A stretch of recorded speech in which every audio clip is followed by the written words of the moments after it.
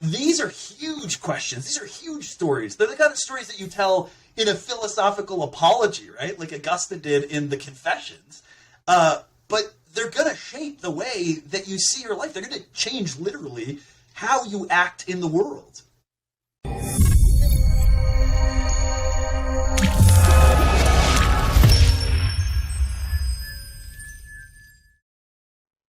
Welcome back, everybody. I am joined today by Meghan Sullivan and Paul Blaschko, the authors of The Good Life Method. So welcome, Meghan and Paul.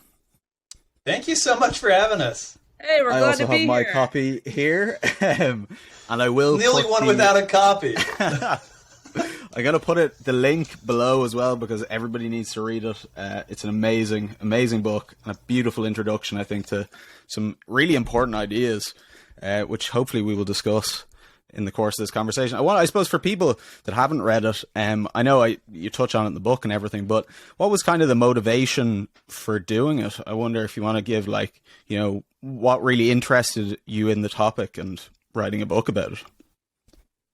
I can kick it off. Go for it. Yeah, go for it, Meghan. I'll kick this off, and Paul can fill. I mean, we might have even slightly different motivations too at various points, but I think with the book, Paul and I have been teaching this big introductory philosophy class on the good life here at Notre Dame for years now. And the point of the class is to get students really excited about the idea that philosophy and spending time contemplating can help them get a better handle on what happiness is going to mean for their lives and their plan from getting from the lives they're currently living to that point. And we've been really fired up to teach the class because obviously a lot of 18, 19-year-olds have big existential questions about why are they here and what they're going to do with their lives. And one thing that we realized pretty soon after we started teaching the class here is that a lot of adults who are not in college also have these questions. And for what it's worth, on my personal end, there are a billion books and podcasts about happiness out there. And a lot of really interesting advice that comes to us from business podcasts about how to be a better employee or be a better manager, or positive psychology podcasts about how to stick to your diet or your running plan. But there seem to be very few entry points for people who want to ask the big all-encompassing philosophical questions about their good life, which are also deeply practical questions. And one of the things we talk about with our students, and we try to show with a bunch of cases in the book, is that questions about how you manage your money or how you manage your family life or how you think about yourself as an employee or what you do on Sunday mornings are philosophical questions that you deserve the time and space to think about, and that philosophy can give you advice on just as much as psychology and business advice can give you advice in those dimensions of your life. Yeah, and what about you, Paul? The only thing, good. So the only thing I would add to that is, the book is really structured almost in the same way that we teach our class. And so each of the chapters takes on a different area of the good life. Like Meghan said, the sort of financial good life. How do you spend your money, or how should you spend your money if you're going to live a good life? There's a chapter on work. What kind of work should you be looking for if you want to ultimately end up happy? Or is that even the ultimate goal, right? You can question everything in philosophy. You might think happiness is great, but look, I would rather live a meaningful, miserable life than a happy one, right?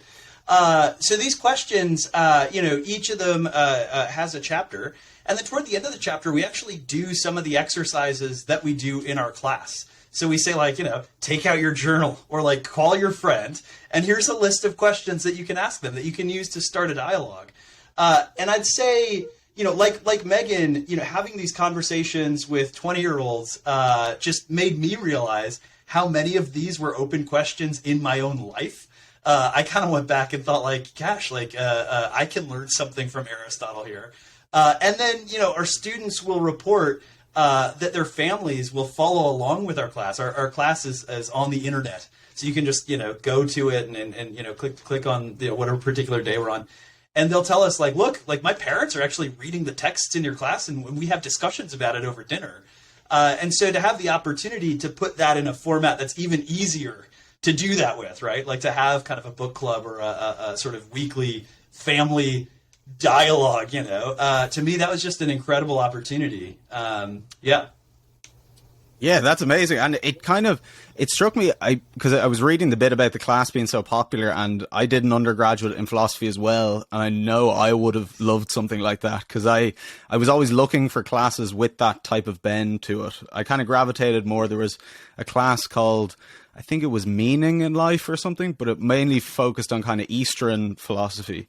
And that was about as close as I got, unfortunately, to the good life. And I wonder, is there part of what you're doing responding maybe to the need that people have for this type of content, probably isn't the right word, but this type of thinking, and also an absence maybe in the academic curriculum or something in academic philosophy that isn't being fulfilled?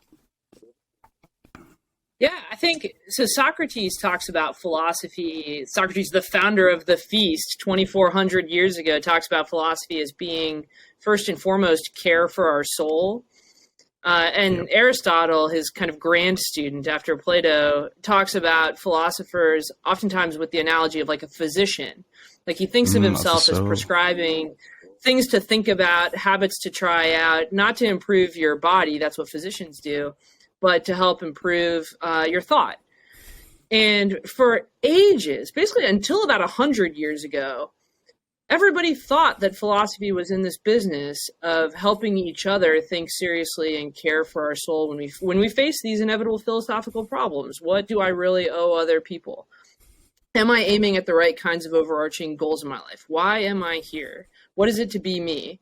And then 100 years ago, we just kind of like philosophy got bifurcated and a lot of other subdisciplines came out, and it started to become a lot more about really intense study of these ideas as though they were dead and not live questions for us. And so one of the ways that I think the class has turned out to be really magical, and we hope the book will translate this, is we listen to students, we get to know them really well. A lot of them, we follow through their entire course at Notre Dame. And problems come at them and they come talk with us about it. And a lot of their problems we can't solve. Sometimes we refer them to Student Health Center or like the chaplaincy or back to their parents. But sometimes they come to us with philosophical problems and we're like, you know what? You really need to read some Kierkegaard. I'm going to write you a prescription for this passage. I want you to go check this out and I want you to think about it. Yeah, or Marcus Aurelius. And once we kind of got the flavor for that, we realized, like, I remember I would start getting emails being like, hey, we got this group of medical professionals in Boston that really want to talk about nihilism and are looking for a philosopher to come in and make them a prescription. Or like, hey, can you just explain a little bit about different ways that people think about nihilism, because we're struggling with it right now. I did a real event like that right around the time we were deciding about writing the book. And just realizing that philosophers playing this role of really engaging and kind of leaning into the actual philosophical problems of our own time. It's work that we ought to be doing. It's certainly work that universities should be doing. Yep. Yeah. And what about you, Paul? Is there anything you want to add to that? Yeah. I'll just, color in some of the details here in the story that Meghan was sketching out. Look, the Stoics think that the fundamental problem of life is that we're anxious and that we're just riddled with anxiety. And they think the thing to do about that is, certainly caring for your body and caring for your mind and your mental health and everything. Certainly, that's important. But the real sort of core of the issue is to do philosophical therapy, right? They had a therapeutic mode of philosophizing, to write notes to yourself reminding you that the things that you tend to worry about, the things that you really care about and invest yourself in, if they're external contingent things like getting famous or getting wealthy, those things might never happen. And if that's what it takes for you to live a fulfilled life, if you think like that, I will not be fulfilled unless I acquire those things, then you're in trouble, because likely you won't acquire those things, right? So they say, consider another approach. Think about whether, the things that matter most in life might be virtue, might be the love that you have for your family. And think about how you can, at any moment, anywhere in the world, close your eyes and retreat into this inner life that will never be taken from you, that nothing external can take from you. Now, there's a lot of substantive theses and assumptions in that picture, right? And part of the fun of philosophy is that we get to pick it all apart and we get to say, actually, I don't know, can external things take these things from you? It kind of seems like maybe they can, right? Like if I get a brain transplant, it seems like all my virtues are gone and all my vices, my personality and stuff. I don't know. Okay. So we can totally debate these things and discuss these things and think really critically about them. But you know, not losing touch with this idea that philosophy has a very practical, very everyday, very therapeutic sort of mode, I think is just essential. I think, you know, evidence that like you said, you know, in academia, there's some gaps here. There's some interest that maybe isn't being met yet. There's some needs. A couple of years back, we started working with faculty here and all around the country on this kind of philosophy. And people are just going crazy for it. Like hundreds of academics are like, cool. I want to be part of that. There are now, you know, book series about philosophy as a way of life, and conferences. As you say it. Yeah, boom, look at that. Awesome. Love it. Got the Pierre Hadot there in the back pocket. Yeah. Himself. But that's amazing. Yeah, it's so it's so great to see that that's actually something that's occurring, because it's something that I found in my own life, particularly with Stoicism during the pandemic, and it being super useful for these cognitive tools, but also as a value system. And there's something I wanted to touch on with you, because obviously you guys are teaching in a Catholic school, and then you're dealing with God and the good life. I was raised secular, so I never had any kind of like religious tradition or anything, and kind of fell into philosophy maybe as a way of, you know, negotiating values or what goals were worth pursuing. And I wonder, do you think some of that hunger for this kind of philosophical medicine comes from a secular society? You know, I was going to ask you the question of, can you have an ethical education in a secular society? Sorry, I'm throwing in big ones in it, but... Oh, yeah, I love it. I'm going to take the first question, and then, maybe we can talk about the education bit. But literally yesterday, I was sitting at a bar here in South Bend, downtown South Bend, with two of my really good friends, Justin Christie, who teaches the course God and the Good Life here at Notre Dame, and works on it, develops it, runs our fellows program, and then one of our first fellows, Sam Kennedy. He was one of our first fellows in the program. We're all sort of just like on fire for this kind of philosophy, this way of philosophy. Justin is, I think he would describe himself as an atheist or an agnostic. Sam is a secular naturalist, atheist, like adamant atheist, right? And we were sitting around like eating beer nuts and drinking pints, and we were asking this question, is there such a thing as atheist spirituality? And the reason I was curious about this is because as a Catholic and as a philosopher, spirituality means this very particular thing to me. And not just, the kind of thing that happens when I go to church or when I go to confession or whatever it might be. It means, you know, this openness to a reality that could be transcendent, that could be, you know, accessed through this kind of Stoic meditation, whatever. And I was just wondering, is that something that they see in philosophy? And is that something that they see in, you know, what's so attractive about it? And again, just from their testimony, the answer to that is absolutely yes, right? To have a mode of engaging with reality, opening up, whether that's Stoic contemplation or whether that's, like Justin is like a Neoplatonist. Anyway, he's got amazing, just really complex, intricate views. It's wonderful. Or, you know, again, Sam, our fellow, you know, in his apology essay that he wrote for the class, you know, one of the things that he was grappling with was he was, you know, kind of the opposite story. He was raised religious and then became very, very adamant in this sort of atheistic worldview.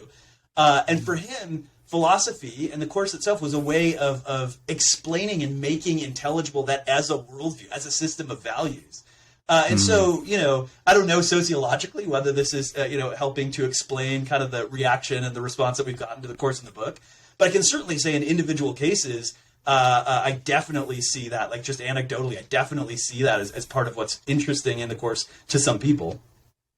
Yeah, I think on my end, we're all looking for a way of life, and we're all worried about if we've got the right one. I think, you know, regardless of your experience with religion, or living in a community that claims it already has a way of life, like we all want to know, are we doing this right? Or do we have the right goals? This is just distinctively human worry. And we're really unhappy with superficial answers. Like you might think like running or CrossFit is my way of life, but we realize that only lasts like at most a couple of years, and then you start to get bored or you get unsettled or you want to improve CrossFit. So we're it's something that as humans we're just wired to think and worry about. And for folks who've never had exposure to religion, I think there's a lot of curiosity and skepticism that religious ways of life are working for them. Yesterday was Ash Wednesday. I had conversations with two separate people who are like, Catholicism is dead as a way of life. Like, I hate to break it to you, but but like Catholicism doesn't have anything to offer me anymore. One was a student, one was an adult. And for them, I think actually philosophy as a way of life is also incredibly important, because you might think that a religious tradition like Catholicism or Judaism or Islam has got a whole script that if you just read it and follow it, you will have the way of life and you'll have access to the good things. And if that's what you expect out of religious life, you are going to be sorely disappointed. You're going to find it to be like meaningless or dead for you, because like that's just not how it works. To like kind of access a distinctively Catholic way of life, you got to pay into it. Like you've got to think about some things. You've got to write the 21st century books that explain God and his role in the world. You can't just think that going through the motions of the way that somebody lived in this tradition 100 years ago is going to continue to be the way that that tradition is going to live out for you. And philosophy within a religious tradition has been in the business of helping you figure out what this way of life looks like in the circumstances that you find yourself in now in your life. And so that's where, we talk about prescribing questions from religious philosophy to people who are really skeptical is one area where this kind of philosophy really helps. But also like people who used to be interested in finding value and meaning in their religious lives, and now it leaves them cold or they find it to be dead. You think like, well, philosophy might help you revive some of the like love and appreciation and sense of agency and feeling like you're actually part of Catholicism and not just going through the motions anymore. Yeah, see, this is so interesting because I'm coming from the completely opposite side. I've been thinking about getting baptized, as my listeners will know about. I've considered the possibility. I'm going to get peer pressured now into it. Go for it. Do it. So there might be hope yet for the Catholicism. Yeah. But it's very interesting because I would have been like militantly atheist when I was younger, like the type of kid that like in school I was refusing to take a Bible. I would sit out of the classroom. I was like the bold boy basically in that regard. But I just kind of, growing up, I suppose, Jordan Peterson, I think, was a big influence as well with the secular interpretation. I don't know if you've seen his biblical series and kind of presenting this like psychological language, which you could access religion with again. And John Vervaeke, his work, Awakening from the Meaning Crisis. So there's been these kind of thinkers that have kind of, for me anyway, opened the door again to that possibility. That when I was younger, it was much more that you go to church, piety, Irish kind of Catholicism. But there seems to be kind of a new angle to it. Like in Harvard, what is it? The School of Divinity, studying psychedelics. And there's this kind of, I think there's new waves, maybe, new inroads being made. But maybe that's a different story. And so, yeah, in terms of oh, sorry, go ahead. Philosophy is like you can get those questions about the Harvard Divinity School, can psychedelics be an important part of a way of life? You might, just have this instinctive answer like no or yes. The upshot of philosophy is like, all right, let's think about this. Like, let's see what we know about the mind. Let's see what we know about religious life. Let's see what we know about experience and what it means to experience things that are valuable. And you can like reason your way to a better answer to that question rather than just believing what you're told. Yeah, and I think a lot of people are looking for it. I mean, my observation a lot amongst millennials and amongst Gen Z people is that they're dealing with massive ethical problems, but with very little tools to actually comprehend them. Or I think for me as a secular, growing up secular, you were bereft of any tradition that could help you make sense of things. And these are big questions that, going back to Socrates 2,400 years ago. So if you expect some 16-year-old or 18-year-old to just pop out with the answers with nothing, I think it puts young people in a compromising position. That's why I think work like this is so valuable, because it gives some entrance into the type of kind of that thought. And because it is, I mean, like you're saying, like philosophy is itself a tradition, right? Like it is something that goes all the way back to Plato and Socrates, and that was happening simultaneously all over the world at the same time, right? And you can kind of jump between those traditions and use the insights from, like one of the things I've been just most impressed by is, the way that Confucian virtue ethics sheds light on some of the things Aristotle says, or the way that the epistemology that people were doing in India in the ancient world matches up almost 1-to-1 with some of the debates that have happened in the sort of Enlightenment era, right? So to provide that kind of a context, that kind of a framework, that kind of a really rich history, and one that, doesn't have maybe some of the barriers that you were referencing, right? The kind of either sort of dogmatic requirement. And I don't mean that pejoratively. I mean like having to believe something in an orthodox way in order to belong to the thing, but that it's a tradition that you can kind of work your way into, and then once you're there, sort of consider other sort of traditions and other potential ways of life. I mean, I think that's one of the really fascinating and really valuable things about philosophy. Yeah, really interesting point about it predating religion as well. I was only reading the other day about Catholicism, or Christianity, I suppose, being pitched as a philosophy initially in its early days, and how you have this kind of like stew at the 2000 years ago where there was like this kind of, all these things were emerging out of. And I find myself drawn to that time in a sense to kind of, piece together where these things came from, what was the, movement of ideas. Because, like, I mean, Seneca was around at the same time as Jesus, and you're reading him and you're like, oh, this is, these guys are pretty, almost modern in thinking, which is really interesting. Like St. Paul went to Athens, right? And he made arguments. Like he went to Athens and he was like, hey, I'm going to stand at the altar of the unknown God. I'm going to argue you into this, right? That's mind blowing. And I think we just don't think about that a lot. But it's insane. It's amazing. I think too. I mean, I think about this a lot, talking with students to like encourage them to think of Christianity as something that's philosophical, like more than just a religious tradition, but also a source for philosophy. You read, we're reading the parable of the Good Samaritan with some students yesterday, and Jesus totally sounds like Socrates. He's in an argument with this legal scholar, and they're talking about, look, we know we're supposed to love our neighbor. Grant that assumption. Who is our neighbor? We disagree on that assumption. And Jesus is making an argument for a really expansive definition.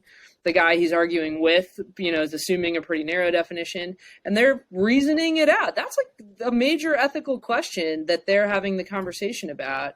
Or like Book of Job, the start of the Book of Job, Satan and God are duking it out, and God says, people love me because I'm God, and Satan says, people love you because you help them.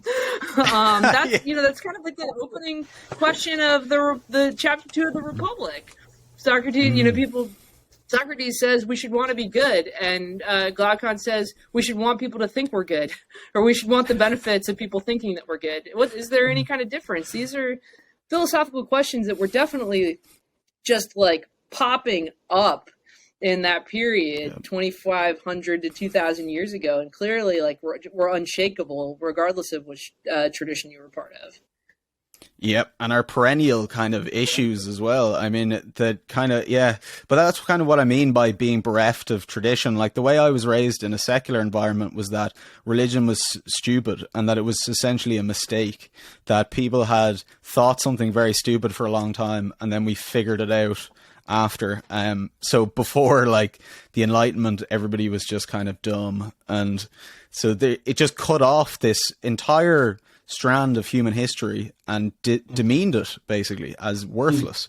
And I think that's kind of becomes, because if you say to people this is just like stories, or people trying to like come up with like simple people trying to make stories about things, you create that impression, I think. And for a lot of young people, they're kind of cut off probably from, and so in that sense, do you encourage religion to be looked at as a way of life, or as a philosophy, as kind of addressing these ethical questions that we still experience now, rather than like a dogma church kind of element? Yeah. I don't know. I think one of the really interesting things about, say, the history of Catholicism, because this is what I'm most familiar with, is that it is really continuous with, and sometimes just overlaps with, the history of philosophy in the West, right? By the time that we get to Augustine and all the way through Aquinas, and maybe even a little bit after that, certainly during the medieval period, the sort of philosophical tradition, at least the philosophical tradition as we've conceived of it in the academy for the past 150, 200 years, is just happening in monasteries. It's happening in universities. They're being founded by and then entirely staffed by clerics, right? In the church. That, I think, is not an accident. I mean, I think Catholicism, and again, I speak just from experience in this tradition. I'm sure there are other religions that are like this, or I'm sure they sort of have similar relationships to philosophy, or some of them do. But Catholicism is, I think, a deeply philosophical religion. Now, obviously, I think it goes beyond a philosophical sort of way of life. It involves like a theological dimension. It involves orthodoxy. It involves doctrine. It involves believing things. And it sometimes involves believing things in an attempt to understand them. Now, I think, that might go against the kind of Socratic ideal of kind of virtuous ignorance, right? Sort of, I'm not going to believe it unless I fully understand it. I'm just going to debate with you until we get there. And often we're just not going to get there. So I'm going to kind of remain in this skepticism and approach the world critically, every chance that I get. Well, St. Anselm says, I don't believe because I understand. I believe so that I can understand, right? My faith informs the quest for understanding. And then we find echoes of that, in a lot of thinkers, some who are not even themselves particularly deep in any religious tradition. William James talks about how you sometimes have to believe the thing in order to even fully understand or evaluate it. If I said to my wife before we got married, look, I'm not going to marry you until I have 100% mathematical scientific certainty that we are a good match, I would not be married to her right now, because you're never going to get that. You've just got to believe, you know what? We're good for each other, we're committed, and we're going to make it work. And then you go into it, and then you start understanding that relationship and that person, and why that was a good decision or maybe not. I don't know. So to me, Catholicism is a very, it's certainly a way of life, and it's a deeply philosophical way of life. But I think it's a really interesting case in that there's this other element as well. That's exactly what I'm, kind of leaning towards here, which is that leap of faith almost that has to, because I've gotten really into Stoicism, but obviously I'm still entertaining the Catholicism, so I'm not really satisfied with it, because at some point Stoicism, became part of Catholicism as well, or Christianity. And so, I'm kind of, I've heard it said before that like believing in God is like a precondition to knowing God, or to like, you don't get it unless you kind of get in the pool, in a sense. And I suppose for you, was there, I know you talk about it in the book, did you have to make that decision, or was it a case that, you were always just kind of, you always just believed in religion? It was always, were you ever on the outside looking in and then had to, Oh, totally. rejoin? I think Megan and I both have experiences like this, and they're very distinctive. Do you want to start, Megan? Yeah, sure. So I'm a convert. So I joined the church in college and went through the whole rigmarole. So one upshot of Catholicism that probably attracted me subliminally, subconsciously to it, was that there is a really nice process with classes and steps that you could undertake. It doesn't just happen like you just wake up one day like, I believe in God. Instead, there's an opportunity to have a lot of dialogue with folks that are in the tradition about whether the Catholic way of life and belief in God makes sense for you, and whether you understand what it is that you say you're believing in, and what it will mean for you to think that God is a person in the world that you could have a relationship with. So I'm always a little bit raise an eyebrow at people who think like you either believe in God or you don't. Like it's a light switch. It's either on or it's off. It's kind of like you either believe in science or you don't. Well, okay, like believing in science means having a certain kind of orientation and hope for the scientific process. It means like really understanding some things in science, and it means having questions about other parts of science. And then some parts of science you're vaguely aware are out there, but you really don't get. I don't understand quantum mechanics at all. I guess I believe in it, but like, it's this dimension of science that I'm still getting my head around.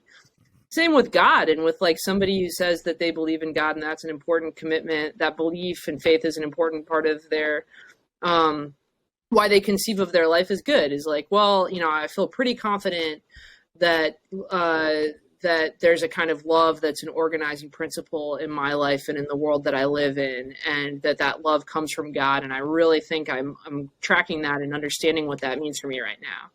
If you ask me some like complex theological doctrine, like tell me exactly how transubstantiation could work and what the most likely process is for that and where the logical paradoxes are going to get solved.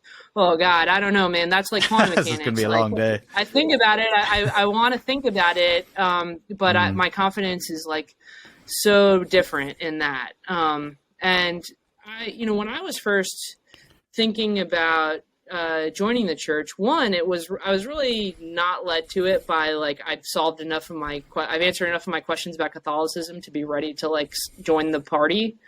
It was much more of like a feeling like this is a calling, like discerning, like this is a direction in life that I'm meant to be pursuing, and God is going to be part of that, and I'm going to learn more what that belief means by walking this path. But I also think that, and I encourage this with students, like the group I was talking to yesterday, if you think that faith has to be this on-off thing, you're either all or nothing, you've got it all in your head and you have all the answers, or it's dead to you and you don't have any connection with God. Like you've set yourself up for failure, because nobody ever, I think, is in this position where they're not even curious about the religious questions anymore. And I know very few sincere, authentic religious believers who think they've got the whole thing like figured out. And they know, even if they say they're confident in everything, they know exactly what it is that they say they're confident in. And that's why philosophy is such an important part of religious life. Is like the joy of kind of figuring this all out is that the questions come to you from all sources, from your experience, from learning that religion's part of the world that you're in, from other people's descriptions of their experiences with God. And then philosophy helps you try to organize the pieces into a coherent story for your own life. Yeah. So I'd say, my story is different than Megan's in that I was, I was going to say born Catholic, but I was born and very shortly thereafter became Catholic in my kitchen sink. Because my mom thought I was born prematurely, and she's like, I better baptize this baby. So she did. That's the most Irish thing I've ever heard. Yeah. My mom, her last name is Skelly. She is Irish. Yeah. So I was, from literally before I can remember, I was Catholic.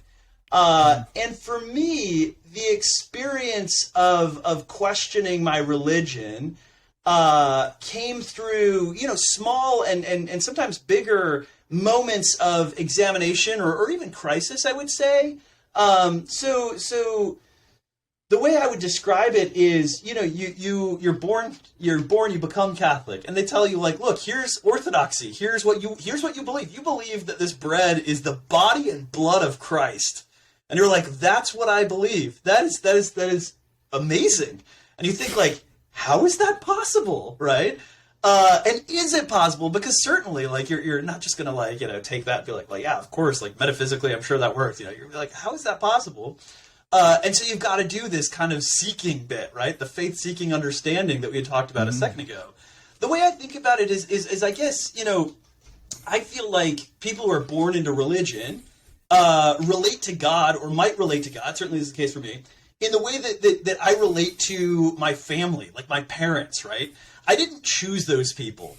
Like, I'm here because of them, but I never, like, looked at them and I was like, yeah, these people are great. Like, I'm going to hang out with them. Like, I was just born into it, right? And I've got a lot of beliefs about my family. I believe that, my family has my best, the best for me at heart, that they're good people, generally good people, etc. Now, could that be false? Well, of course it could. My parents might be psychopaths and just really good at hiding this or something. And I might hit a time in my life, I did, when I was in high school, where I was like, I'm going to borrow the car. And they're like, no, you're not. And I'm like, yo, you don't understand me. And I thought like, they don't care about me. They don't love me, because my vision of the good for my life is so different from theirs. But you work through those cases by sure, like calling everything into question. Is it possible that they don't love me? Okay, sure, yeah, of course. Is it possible that God doesn't exist or that transubstantiation is metaphysically impossible? Of course, like let's consider those things. But there is kind of a commitment that's already there, right? And I feel like that's different in my life from the commitment that I made with my wife, right? I did choose that person. We chose each other, right? Now, once you're in the religion, once you're in the worldview, how does it differ? I mean, I don't know. Nobody can be in both of the positions, I suppose. But for me, that is very much how my sort of questioning happened. It would come at these different moments where something that I believed about God, that God is all good and all powerful and all loving, was suddenly challenged, right? My son was born and he was, at birth, he had a birth defect and we didn't know if he was going to survive. And working through that, I thought, like, in a very visceral way, not like in a theoretical abstract way. I thought, like, God, like, how could you do this? And I thought, like, how could a good God do this? Mm-hmm. And then I, had to kind of grapple with that philosophically. And sometimes, people come out on the other side and they've reconciled that and they say, yeah, man, this has changed the way that I see God or understand God in the same way that you might sort of change the way that you understand your family. Say like, yeah, okay, they're much more complex than I thought. And sometimes people come to the opposite conclusion, right? They say, you know what? No, this isn't compatible. Certainly in my case, I've always kind of come out on the other side thinking, gosh, God is a lot stranger than I thought he was. Yeah, that kind of confrontation with suffering and malevolence, and kind of reminds me of the Book of Job again, that the bet over his soul and how that goes. Yeah. And yeah, there's so much there to unpack, but there's something Meghan said that I really wanted to jump on because it was one of my favorite things from the book, I think, which was telling morally thick stories. And you were saying about how Catholicism can help you and philosophy can help you inform the story of your life. And I wondered if we could maybe try and, for people that are listening, how they can tell better stories or how they can tell thicker stories, because it's something that I think I've done in my own life, particularly with people. Maybe if you have a relationship with somebody and they're, you think you've got them figured out, and then obviously they're more complicated than your ridiculously narrow stories can pin them down to. So this constant evolution as you grow more, telling different kinds of stories. I wonder, what was it that made you include that? And, is there anything you can give to people about it? Yeah. Do you want me to take this one, Meghan, or? Sorry, I'm just kind of throwing them out there. Yeah. No, of course. Apologies. So one of the things that originally got me thinking about this was reading Elizabeth Anscombe. So Anscombe is my favorite philosopher, and warning, but also I think this is one of the wonderful things about her. She was a student of Wittgenstein, and she's I love brilliant. Wittgenstein. Yeah, she's amazing. She was writing. Oh, go for it. Yeah, no, I was going to say I read the Tractatus, which is 30 pages long, and it took me about 6 months, and I nearly died. Oh my gosh. And then you can reread it every 6 months for the rest of your life and keep learning new things. And just trying to end philosophy is a noble ambition. But sorry, we try to do that every 30 years. We try to end philosophy. Yeah. But so Anscombe, she's incredibly dense. She's writing about intention and action and what is that? But the way that she approaches it is, she says, look, consider how describing what you're doing can actually change the action itself, right? So if I'm pumping water from a well, this is her example, right? A classic example. I'm pumping water from a well. It's also true that I might be tapping out the rhythm of Happy Birthday, right? But if you asked me, why are you tapping out the rhythm of Happy Birthday? I might say oh gosh, I didn't even know I was doing that, right? So the way that you would describe what you're doing actually changes the nature of your action. Now take two really simple cases. Suppose I arrive late to a meeting and I say, oh my gosh, you guys, I woke up late and the traffic was so bad. And then somebody, the police stopped me because I was speeding, and when I wasn't speeding, it was their fault. And then, there's no way I could have got here on time. I've told a story that excuses me from any responsibility, right? That says I'm a perfectly virtuous person. Yep. The world just frustrated my desire to be here on time. Different story. I come in and I say, you know what, you guys? I looked at the clock this morning and I hit snooze. And I'm sorry because I knew that I was disrespecting your time. I knew I was risking being late. And I did it anyway. I'm so sorry about that. In this version, I'm taking responsibility for what I've done, right? And I'm telling sort of a true story in which, I lack some virtue. Now, one of those stories is true in sort of the imagined scenario. One of those stories is true. And how we tell that story, how we tell the story, not just of particular actions, because that's important, but also just the story of our life more generally, right? Am I a religious person because I have this sort of desire to seek and understand and have this relationship with this transcendent God? Or am I a religious person because I'm afraid of what would happen if I wasn't, I find this kind of way of avoiding uncomfortable questions. Or vice versa. Am I an atheist because, I just, don't want to give up the power or control that I feel over my life? Or am I an atheist because, authentically I've considered the question, I've considered the arguments, and I just can't, in good faith, make that leap or whatever? These are huge questions. These are huge stories. They're the kind of stories that you tell in a philosophical apology, right? Like Augustine did in the Confessions. But they're going to shape the way that you see your life. They're going to change, literally, how you act in the world. Yeah, and we think, it's one of the most abstract topics that we cover in the book, but it's also one of the most commonly applicable, philosophical pauses that you should have. Am I telling the right story about what I'm doing? So here's maybe another example that's more morally serious. Let's suppose that you are starting a company and you're taking all kinds of risks. You talk to your board, your investing board, and you're like, we are going to be ready to bring this product to market in 6 months, no problem, knowing that you've achieved none of the steps. And you get into arguments with people that you work with, and you fire them, and you say, I'm doing this because I'm a really tough-minded leader, and I'm going to drive this project forward. You're telling yourself this story about what you're doing that's got a goal. I'm the kind of person that cares so much about bringing this product to market that I'll do whatever it takes. And you're probably believing the story. And there's still this open question about whether you're telling the truth. And we've seen this in spectacular fashion with some of the Silicon Valley blowups, but we all face this also in our day-to-day jobs. Am I giving this really mean report to this colleague because I care about the project, or am I doing it because I'm a jerk? Or I wanted to hurt their feelings, or I wanted to bully them.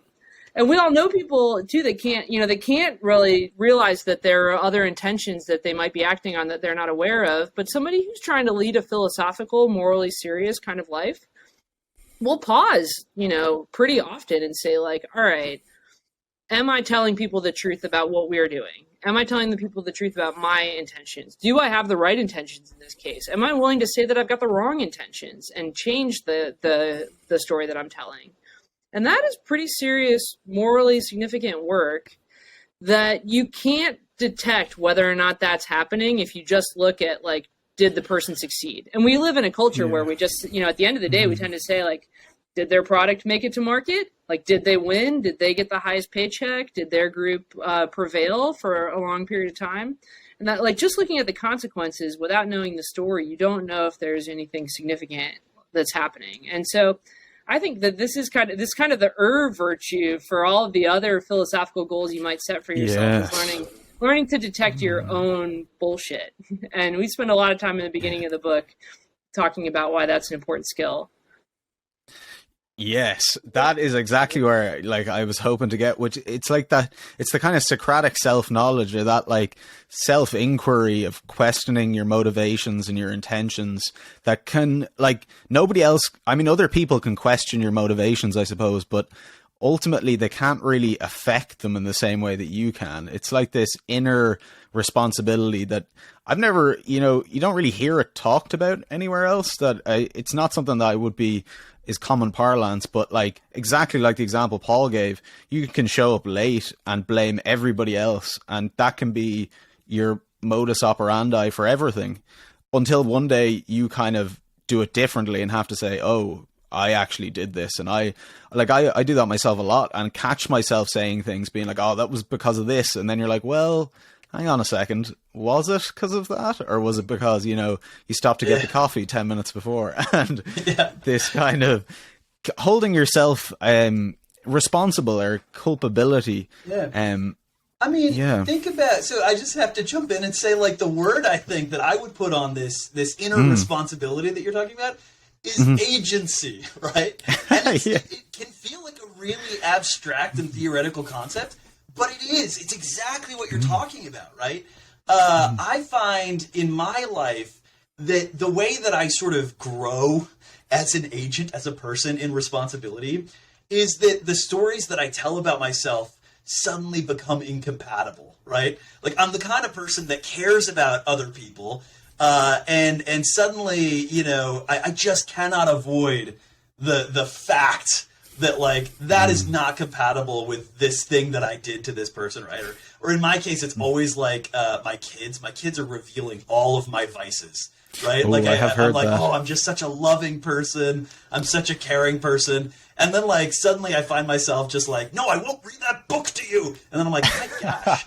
Like, they, out of love, want to spend a minute with me. And I, out of this, like, desire to, like, increase my status in the world, want to answer 10 emails. Like, what am I doing, right? Like, the way that I sort of have this story I tell about myself, the way that suddenly, again, in hopefully minor ways, but sometimes in bigger ways, sort of causes this crisis of agency that I then need to step back and take stock of and say, how am I going to start telling the story of my life in a more accurate way, but also a way that's not so depressing that I cannot move forward, right? Because if I ever came to believe about myself, I am just an evil person, I would just go to bed. I just lay down and not stand up. I don't know what else you can do. That's right? it. Yeah. Yeah, there has to be kind of somewhere in between. But yeah, also, I suppose, kind of nurturing yourself. It's an interesting example with kids, like, where you have, because it's kind of other people really that bring up that stuff, isn't it? Like, and I wonder, in a kind of digital age where we're all kind of separated from each other, is it easier to just be, minister of your own propaganda online and offline, and kind of avoid those situations where you have to actually change the story? What do you think can motivate people to change that story? Because maybe there's enough space now to just slip between the cracks and not do it. The Greek philosophers also had some amazing things to tell us. We talk about this a bit in our chapter on love, but Aristotle, and you see this even in Socrates, they think of our very close friends and family members as playing this role of helping basically cure us of some of our bullshit. Aristotle talks about this, like, really important kind of friendship as being as though you see a second self in your friend. And you can totally imagine this with, like, Paul and his children. Like, he sees a second self in his son. And when you love somebody that much, you see not only the good in them, but you see their failings, and those reflect back to you the things that you might be not willing to deal with in your own life. And that's the extraordinary power of this kind of love and friendship, but also why it's, like, really hard. And why somebody like Aristotle thought that you couldn't have it with very many people, because it's really demanding, first as an investment, but also when you've got that kind of reflection coming back to you about your own good life and who you really are. We want to dose that out. It would be awful to have to get that from every single relationship all the time. That would maybe make it very hard. I'd also say, too, just to jump in on this question about, like, self-curation in the world of TikTok or, like, Instagram or whatever.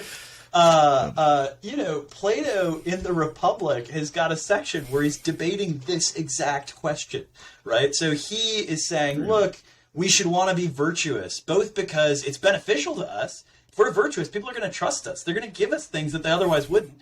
And because it's good in and of itself. Just like this goes all the way back to something Meghan was talking about earlier. Glaucon comes out and he says, okay, do you want to actually convince me of that, or just seem to have convinced me of that? And he's like, no, I want to actually convince you. And he goes, okay, well, consider this case. What if somebody finds a ring and they put it on and they become invisible? Yeah, and they that's can what do Lord whatever of the they Rings want joke. without any consequences. Boom. Like, yeah, Tolkien. I don't know. He was at least lifted that. inspired. I won't say he plagiarized, but he was at least inspired by this. It's called the Ring of Gyges, right? Okay, and then you think like, well, okay, how is ancient philosophy applicable to our lives? Have you ever been on Yik Yak? Yik Yak is this app, this new app. Yeah. It's new. It's also old. They shut it down, and now it's back up. But it's anonymous, right? You're just posting. People within a 5-mile radius can see what you're posting totally anonymously. And there's a serious question of whether this is revealing our moral characters, because there's a lot of filth on Yik Yak. There's a lot of, if you make some comments anonymous on the internet, you're going to get a lot of stuff. And there's a serious question. Does this just reveal our characters and show that actually we are not who we present ourselves as, right? Like when we're in public, we are curating ourselves socially. When we're posting on Instagram, but with our faces and behind our names, we are projecting a certain image, a wholesomeness, or whatever. Is this revealing that like we're actually not committed to being virtuous? We just want to seem virtuous? Or is there something about the anonymity itself that kind of encourages that behavior, right? Is the anonymity and the sort of monstrous behavior, is that the sort of facade, right? The thing that we're using to feel some sort of power or something? Those are fascinating questions. And like Megan says, they go right back to the Republic, or they go right back to the Nicomachean Ethics. And you can look in there and learn things fairly directly about the world that we live in, about our lives. Yeah, and that, I mean, wow, that's such a brilliant example as well with the Yik Yak. I didn't know about that, but I had kind of assumed with anonymity that it can bring out the worstness or show the worstness. I don't know, but I thought, it was really interesting there, Megan, as well, which we were going towards, which was love, and that you talk about in the book love as this loving attention onto a person, but not like the idealized version of who they are, but who they actually are in a sense, and appreciating them for their flaws and for the human stuff. And so maybe this is a bit of a bold move, but is the motivational thing for those stories a kind of love as well? I mean, to actually start to see yourself more clearly so that you might, well, maybe know yourself, but that you love truth, or you love the actual reality. I mean, one of lofty, the most beautiful things that we get, and it's a great question. I mean, this is one of the most beautiful things we get from Plato, is this idea. Again, it's not like a light switch. It's not you either love the truth or you hate it. It's loving the truth is something that you have to work on every day of your life in a new context with yourself and with the people around you and with the kinds of questions that are facing you.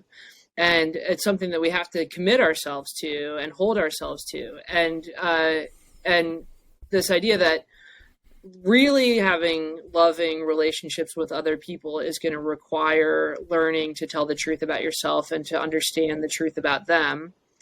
There's that truth dimension of it. If you don't want shallow relationships, or if you want to get what's really good about this virtue, you have to care about that.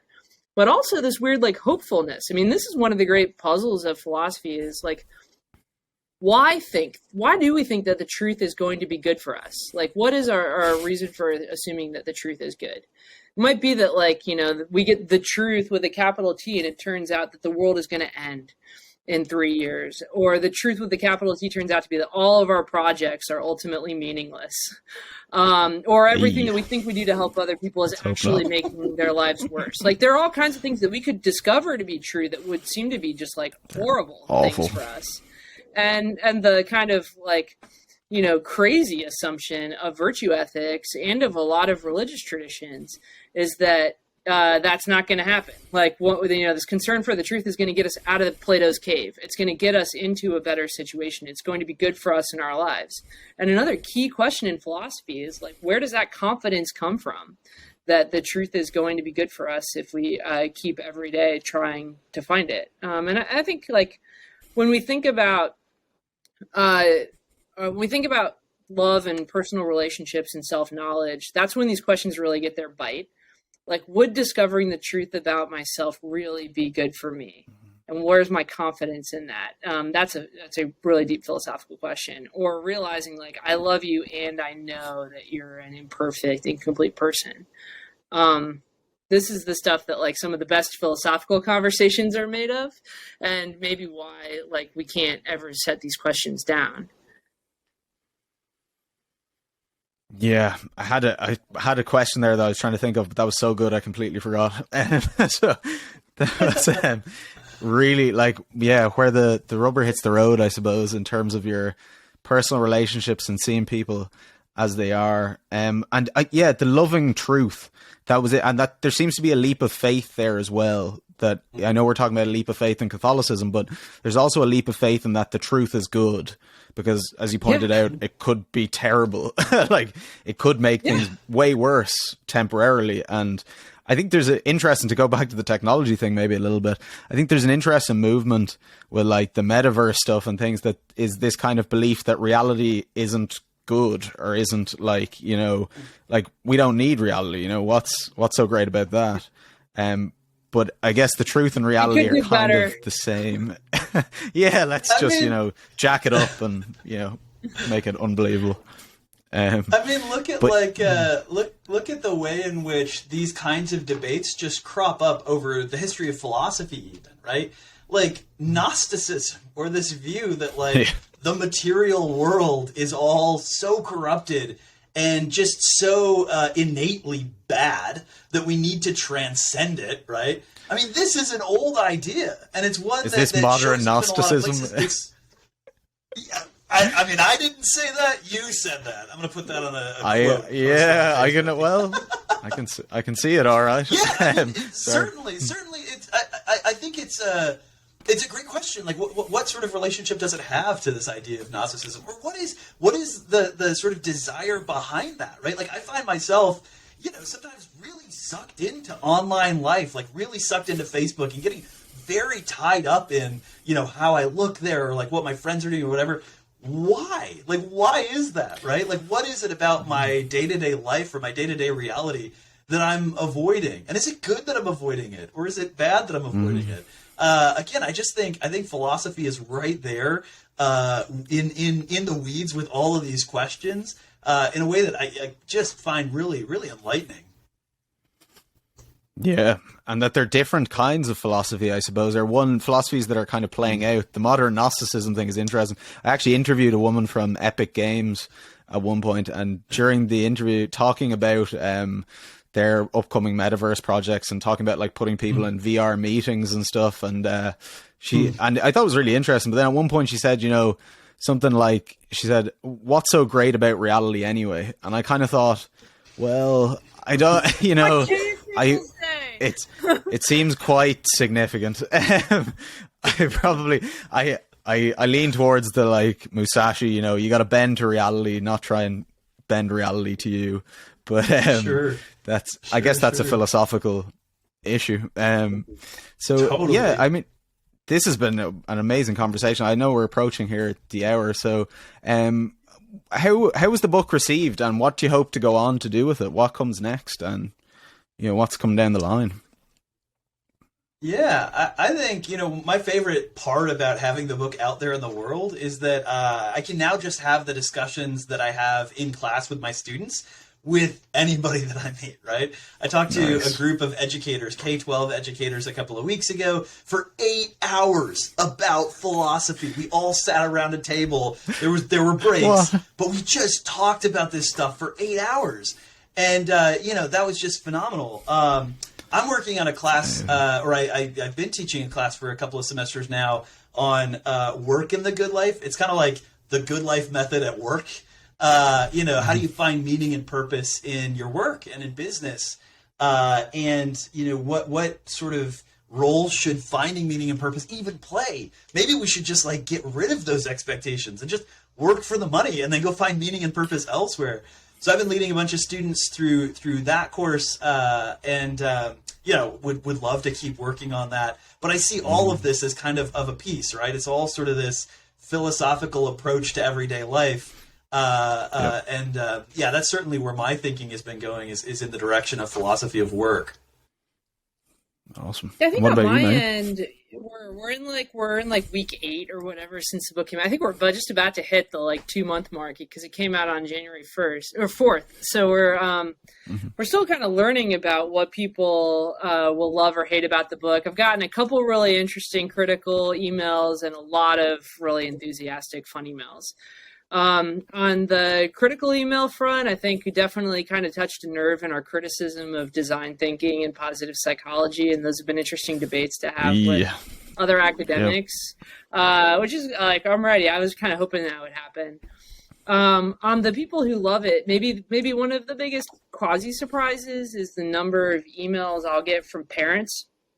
Notre Dame parents and college student parents, but also parents of like high school kids or folks. I was talking to some folks about the book a couple weekends ago, and they bought it because they're like, man, I really, really want to talk about philosophy with my son, and I just like don't know how to get it going. I know we need to do this, and I really want to do it, but I just don't have a starting place. And the book or the audiobook or podcasts like yours are a chance to get this going in our relationship, and that I love. If I have kind of one big wish for the next few years, it's as we're coming out of the pandemic and we're all starting to talk to each other again and we're back in school, that universities like where Paul and I work and high schools like the teachers that Paul was interacting with a few weekends ago and these parents, that we all feel like equipped to start talking with younger folks about this again. And that we kind of that our book makes people a lot more optimistic about the role that philosophy can play in deepening the relationships with people that they love, especially coming off of a crisis. And I think that if we can get like a bunch of parents or a bunch of people who are looking to form relationships with people who are feeling a little distant right now to think philosophy might help them, that would be huge. That's awesome. And that's what I found with it as well, is it's an amazing doorway into those ideas. And for particularly with the virtue ethics, because you just don't hear, enough on it, I think. And it's I found it so beneficial. But I think when people think about virtue ethics, they think of like Victorian virtues, like stuffy, fold your napkin the right way, or like dress the right way. It's not that at all. It's about like it's about having the courage to ask hard questions. It's about having the courage to tell the truth about why you do what you do. It's about like being confident about things that you really care about and being able to tell people why they matter to you, but also being skeptical about things that you're being told you should care about, but you don't feel it anymore. And those, that's a different ball of wax entirely. Yeah, I mean, we could go on for hours with this. I'm sure it's an amazing topic, and thank you both so much for this. I really appreciate it. Thank I've you. thoroughly enjoyed the conversation. Yeah, absolutely. And thank you so much. I really, honestly, so much, and for all the work that you're doing. I'll put the link to the book in the description as well. Encourage everybody to check out. Is there anywhere else that would be good to find you for people that are listening? So, embarrassingly, I'm on TikTok. If you go to @ProfBlaschko, you can see me do a bunch of philosophy on the internet. We've got a reading guide on online at goodlifemethodbook.com. So if people wanted to start a reading group, if they wanted to, share this with their student, with their college-aged, high school-aged kids, we've got some resources there and some resources for educators. So that's certainly a thing to check out if anyone's interested. Yep, and there's a webpage for a course at Notre Dame, godinthegoodlife.nd.edu, and you can check out a bunch of stuff on my webpage if you're interested in reading more philosophy. Awesome. Thank you so much.